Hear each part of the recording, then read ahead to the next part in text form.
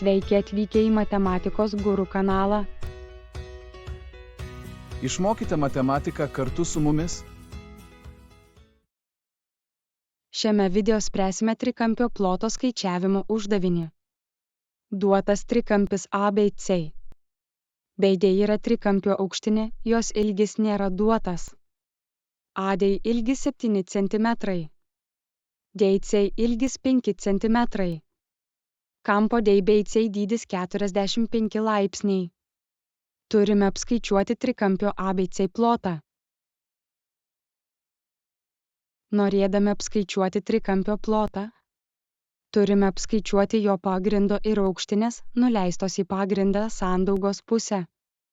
Duotame trikampyje tai yra AC kart BD padalinta iš 2.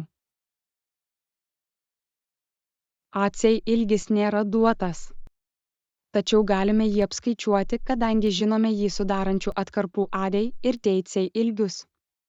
Taigi AC lygų AD plus DC lygų 7 plus 5. Gauname 12 cm. Toliau ieškome, koks yra aukštinės BD ilgis. Matome, kad trikampis DBC yra statusis, kadangi kampas BDC yra status. Kadangi trikampis DBC yra statusis kitų bestačiojo kampo kampų suma lygi 90 laipsnių.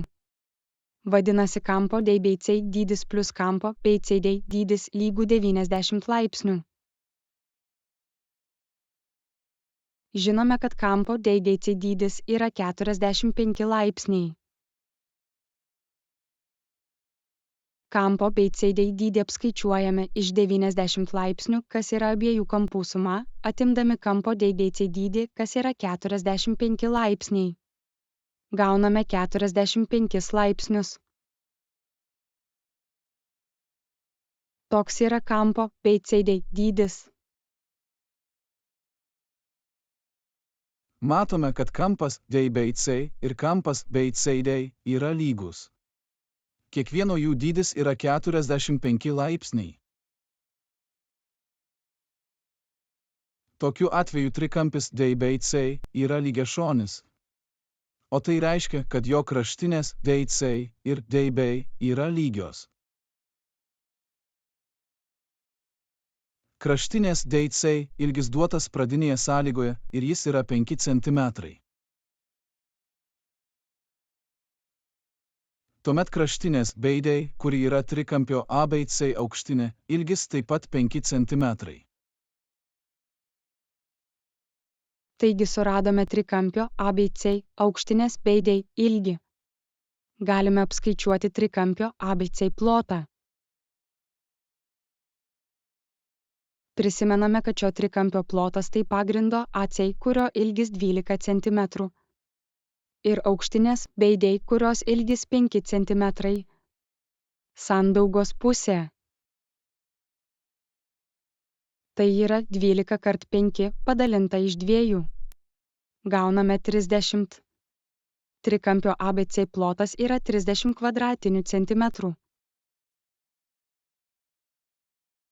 Taigi, uždavinys išspręstas. Rašykite mums elektroniniu paštu admin@matematikosguru.com. Siūlykite uždavinių temas arba klauskite, jeigu kilo klausimų.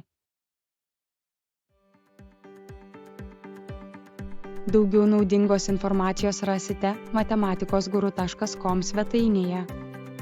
Taip pat sekite mūsų naujienas Facebook. Žiūrėkite naujausius video Matematikos guru YouTube kanale. Iki pasimatymų.